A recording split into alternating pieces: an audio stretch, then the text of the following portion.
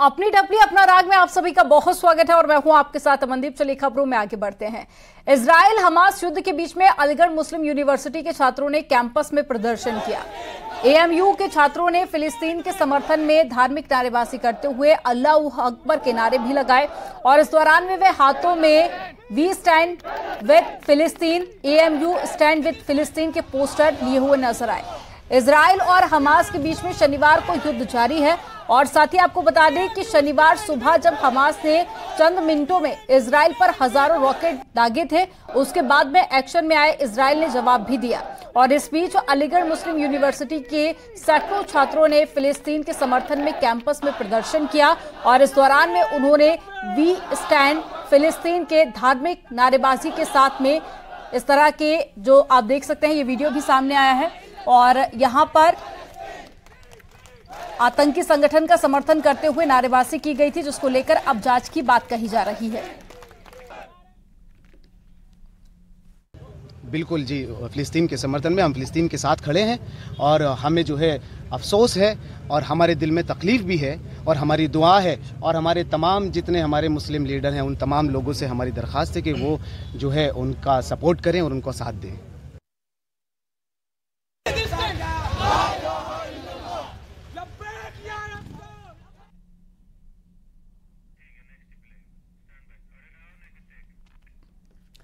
फिलिस्तीन के समर्थन में लगे नारों के बाद में यूपी सरकार में दर्जा प्राप्त मंत्री ठाकुर रघुराज सिंह ने एएमयू पर तीखा प्रहार किया। रघुराज सिंह ने कहा कि एएमयू को बंद कर देना चाहिए। वहीं बीजेपी नेता कपिल मिश्रा ने भी फिलिस्तीन के समर्थकों पर करारा वार किया है। क्या कुछ कहा है वो आपको सुनवाते हैं। यूनिवर्सिटी जो आतंकवादियों और विश्व में आतंकवाद जो है एक समस्या है विश्व की, चाहे अमेरिका हो, चाहे इंग्लैंड हो, चाहे जापान हो, चाहे जर्मन हो, सब जगह आतंकवादी और हर आतंकवादी मुस्लिम ही होता है। इसलिए इजराइल का आदरणीय प्रधानमंत्री जी ने सपोर्ट किया है और करना चाहिए। और मैं कहता हूं फिलिस्तीनी में जितने भी आतंकवादी हैं तत्काल उनको ध्वस्त करना चाहिए और इस मुस्लिम यूनिवर्सिटी अलीगढ़ को तत्काल बंद करना चाहिए। मैं तो आदरणीय प्रधानमंत्री और आदरणीय राष्ट्रपति महोदया से निवेदन करूंगा। जेएनयू, ये इजराइल में जो भयानक हत्याकांड हुआ, नरसंहार हुआ, माताओं को, बहनों को, बेटियों के साथ जो प्रताड़ना की गई, उसके बाद तुरंत हमास के समर्थन में फिलिस्तीनी जो ये गतिविधि हुई आतंकवादी, इसके समर्थन में बयान देना, इसके समर्थन में खड़ा होना, ये बहुत ही विषैली प्रवृत्ति है और मुझे लगता है कि ये भारत की सोच, भारत की आत्मा से जुड़ी हुई प्रवृत्ति नहीं है। एएमयू में फिलिस्तीन समर्थन में नारे पर सियासी प्रतिक्रिया भी शुरू हो गई है। बीजेपी ने इस एएमयू में छात्रों के नारे की निंदा भी की है और यूनिवर्सिटी प्रशासन से कार्रवाई की मांग भी की गई है, जबकि एसपी प्रवक्ता का कहना है कि छात्रों का कोई भी धर्म नहीं होता है। देश के प्रधानमंत्री आदरणीय नरेंद्र मोदी जी ने भी आतंक की इस घटना के खिलाफ इजराइल का साथ देने की बात की है। इसके बाद अलीगढ़ मुस्लिम यूनिवर्सिटी में वहां के छात्रों के द्वारा फिलिस्तीन का समर्थन, वी स्टैंड विथ फिलिस्तीन जैसे नारे निश्चित रूप से निंदा के योग्य हैं। अलीगढ़ मुस्लिम यूनिवर्सिटी के प्रशासन को इस बात को देखना चाहिए और जो लोग भी देश के स्टैंड के विरुद्ध काम करते हैं उनके ऊपर विधिक दायरे में रह के निश्चित रूप से कार्रवाई भी होनी चाहिए। देखिए, शिक्षा और तालीम किसी क्षेत्र, मजहब, धर्म, जात से बांध करके नहीं देखना चाहिए। छात्रों की ना कोई जाति होती है ना कोई धर्म होता है। छात्र आता है शिक्षा ग्रहण करने, हमें उसको शिक्षित करके भेजना चाहिए। कोई किसी कंट्री से आता है, कोई किसी मजहब से आता है, उसकी डिग्री देख करके हमें उसका दाखिला ले करके उसको आगे की शिक्षा प्रदान करनी चाहिए। वहीं एएमयू पर हनुमानगढ़ी के महंत राजूदास ने भी प्रतिक्रिया दी है और देश में फिलिस्तीन का समर्थन करने वालों पर वार किया है। वहीं बरेली में ऑल इंडिया मुस्लिम जमात के राष्ट्रीय अध्यक्ष मौलाना मुफ्ती शहाबुद्दीन रिजवी ने फिलिस्तीन के बीच में जिस तरह से जंग चल रही है दोनों देशों के बीच में, इसको लेकर प्रधानमंत्री मोदी से भी गुहार लगाई है। उन्होंने क्या कुछ कहा है वो भी आपको सुनवाते हैं। कि माननीय प्रधानमंत्री जी ने इजराइल का समर्थन किया और फिलिस्तीन का विरोध किया। दुख इस बात की है हिंदुस्तान में जहां लोकतांत्रिक है, डेमोक्रेसी है, लेकिन इस डेमोक्रेसी में भी यहां पर भी धर्म लेकर लोग चलते हैं। आतंकवाद का भी धर्म इन लोगों ने बता दिया कि नहीं, आतंकवाद का धर्म क्या है, इस्लाम धर्म है। ये नारा लग रहा है। अलीगढ़ मुस्लिम यूनिवर्सिटी में छात्रों के द्वारा रोड पर तख्ती लेकर फिलिस्तीन आतंकवादी के समर्थन में नारा लगाया जा रहा है। इसराइल और फिलिस्तीन में इस वक्त घमासान की सूरत हाल है, जहां पर सैकड़ों लोग की जानें जा चुकी हैं।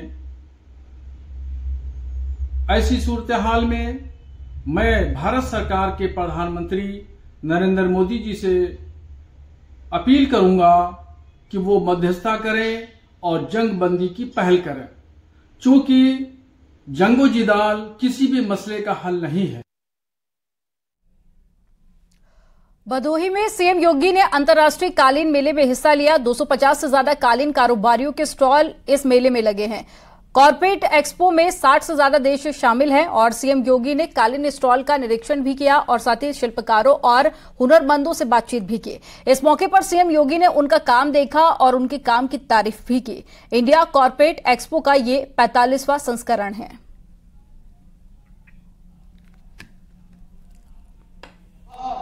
सीपीसी के साथ में यहाँ के हमारे जो हस्तशिल्पी और कारीगर हैं, जो उद्यमी हैं, उनके साथ बैठ करके इस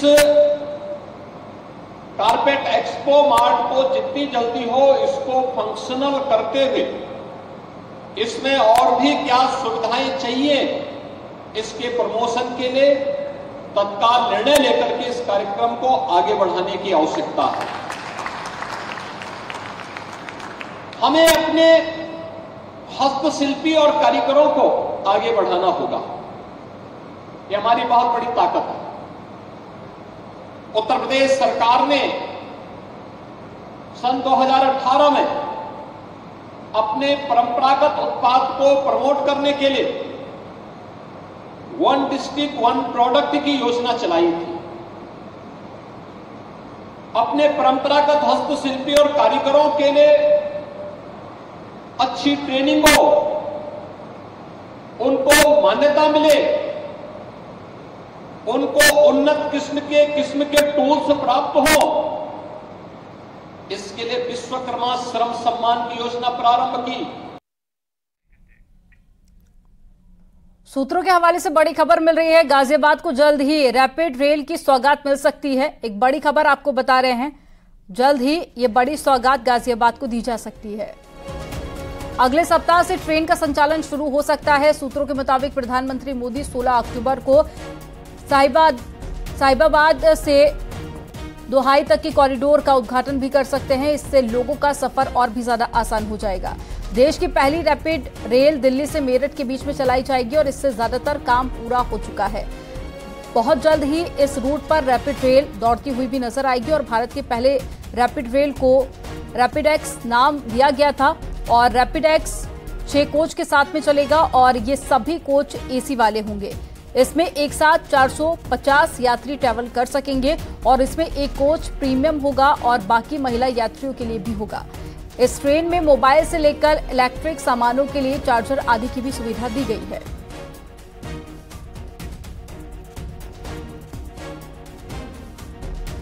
सत्रह किलोमीटर का पैचवर्क जो है, जो कि साहिबाबाद स्टेशन से लेकर दुहाई डिपो तक बना हुआ है, जिसमें 5 स्टेशन भी आते हैं। 17 किलोमीटर का ये पूरा पैचवर्क तैयार हो चुका है। ऐसे में सूत्रों की अगर माने तो आगामी 16 अक्टूबर को खुद प्रधानमंत्री नरेंद्र मोदी द्वारा ये जो 17 किलोमीटर का लंबा जो सफर है, इसके लिए जो रैपिड ट्रेन तैयार हो चुकी है, इसकी सौगात आम जनता को दे दी जाएगी। हालांकि अभी तक इसकी आधिकारिक पुष्टि नहीं की गई है, लेकिन दावा इसी बात का किया जा रहा है कि सूत्रों के हवाले से जो खबर आ रही है कि प्रथम चरण में ये ट्रेन जो कि साहिबाबाद से दुहाई डिपो तक चलेगी, उसका लोकार्पण जल्द ही प्रधानमंत्री नरेंद्र मोदी द्वारा 16 तारीख को किया जाने वाला है। हालांकि आधिकारिक पुष्टि अभी इसकी नहीं हुई है। चुनाव प्रचार में मुख्यमंत्री योगी आदित्यनाथ की डिमांड और ज्यादा बढ़ गई है। प्रचार के लिए सीएम योगी की मांग सबसे ज्यादा है। 5 राज्यों में विधानसभा चुनाव की तारीखों का ऐलान हो चुका है और 5 राज्यों के विधानसभा चुनाव में प्रधानमंत्री नरेंद्र मोदी, गृह मंत्री अमित शाह के अलावा मुख्यमंत्री योगी आदित्यनाथ की सबसे ज्यादा डिमांड है। 5 राज्यों के विधानसभा चुनाव के लिए उत्तर प्रदेश के मुख्यमंत्री योगी आदित्यनाथ की जो डिमांड बढ़ रही है, उससे जाहिर है कि राष्ट्रीय स्तर पर योगी आदित्यनाथ की स्वीकार्यता बढ़ती जा रही है और ये उनकी बढ़ती लोकप्रियता या तो उनके हिंदुत्ववादी चेहरे का प्रतीक है या साथ ही जो एक फायर ब्रांड छवि उन्होंने बना रखी है उसका फायदा उनको कहीं ना कहीं मिल रहा है। उनका एक दूसरी छवि भी है जिसको बुलडोजर बाबा की कहते हैं। देखिए, इस बात में कोई दो राय नहीं है कि प्रधानमंत्री नरेंद्र मोदी के बाद अगर हिंदुत्व का कोई बड़ा चेहरा माना जाता है इस देश में, वो है योगी आदित्यनाथ है। योगी आदित्यनाथ का जो दायरा है वो केवल उत्तर प्रदेश तक सीमित नहीं रह गया, आगे पूरे भारत के लिए एक जाना माना चेहरा बन चुका। एक सकारात्मक ऊर्जा के साथ जिस तरीके से वो रैली करते हैं और जो उनकी डिमांड है देश भर में, अब वो देखते ही बनती है। मुझे ऐसा लगता है कि अगर यही स्थिति रही तो एक प्रथम जो है वो कहीं चुनाव प्रचारक आने वाले समय में ना बन जाए और लगातार उसकी स्थिति भी बनी हुई है। खैर, बहरहाल 5 राज्यों के विधानसभा चुनाव की तारीखों की घोषणा कर दी गई है। बीजेपी प्रचार को लेकर आने वाले वक्त में कॉर्पोरेट बॉम्बिंग करने वाले हैं। प्रधानमंत्री नरेंद्र मोदी का इन राज्यों में तूफानी दौरा रहने वाला है। प्रधानमंत्री नरेंद्र मोदी न केवल जनसभाओं को संबोधित करेंगे बल्कि इन राज्यों में रोड शो भी करेंगे। लेकिन सबसे बड़ी बात यह है कि प्रधानमंत्री नरेंद्र मोदी और गृह मंत्री अमित शाह के अलावा इन राज्यों में सबसे ज्यादा मांग उत्तर प्रदेश के मुख्यमंत्री योगी आदित्यनाथ की है। राज्य इकाइयों ने बीजेपी से योगी आदित्यनाथ के लिए सबसे ज्यादा समय की मांग की है। कैमरामैन अप्पू पाठक के साथ अनूप गुप्ता, न्यूज 18 नेटवर्क, दिल्ली।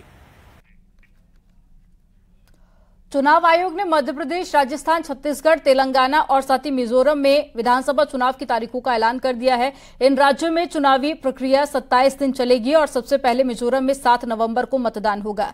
इसके बाद में मध्य प्रदेश में 17 नवंबर को मतदान होना है। छत्तीसगढ़ में 2 चरणों में मतदान होगा, 7 नवंबर और 17 नवंबर को, और फिर 23 नवंबर को राजस्थान और 30 नवंबर को तेलंगाना में वोट डाले जाएंगे। सभी 5 राज्यों में एक साथ 3 दिसंबर को रिजल्ट आएंगे। Date of poll will be 7th November and date of counting would be 3rd, which is common of course for all these states, and elections in all these states would be completed by 5th of December. So date of poll is 7th November. Similarly, in case of Chhattisgarh, the elections would be in 2 phases. The date of poll would be 7th November and 17th November. The nominations after Mizoram for the first phase of the Chhattisgarh would happen on 20। 5 राज्यों में विधानसभा चुनाव के ऐलान के बाद में केंद्रीय गृह मंत्री अमित शाह ने ट्वीट कर लिखा कि मध्य प्रदेश, राजस्थान, छत्तीसगढ़, मिजोरम और तेलंगाना में विधानसभा चुनावों की घोषणा हो चुकी है। गरीब कल्याण, सुशासन और विकास भाजपा शासन की पहचान रही है। मुझे विश्वास है कि इन राज्यों की जनता प्रधानमंत्री श्री नरेंद्र मोदी जी के नेतृत्व में भाजपा को बहुमत का आशीर्वाद देगी।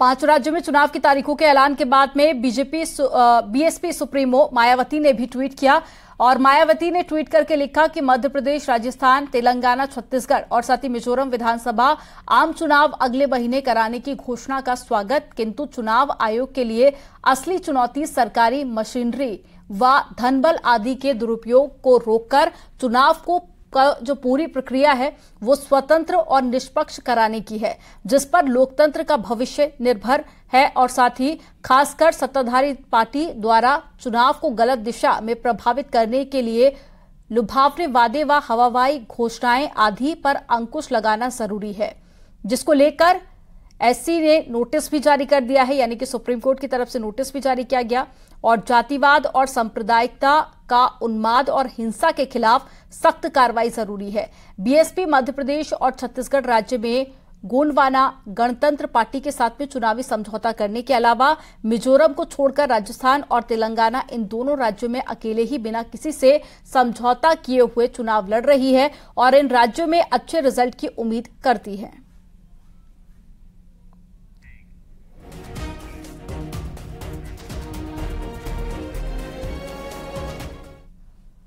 पांच राज्यों में विधानसभा चुनाव के ऐलान के बाद में केंद्रीय गृह मंत्री अमित शाह ने ट्वीट करके लिखा है, मध्य प्रदेश, राजस्थान, छत्तीसगढ़, मिजोरम और तेलंगाना में विधानसभा चुनावों की घोषणा हो चुकी है।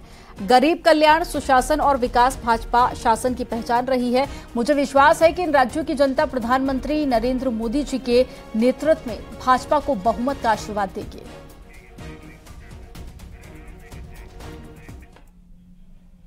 यहां पर रुकेंगे एक छोटे से ब्रेक के लिए। आप देखते रहिए न्यूज़ 18।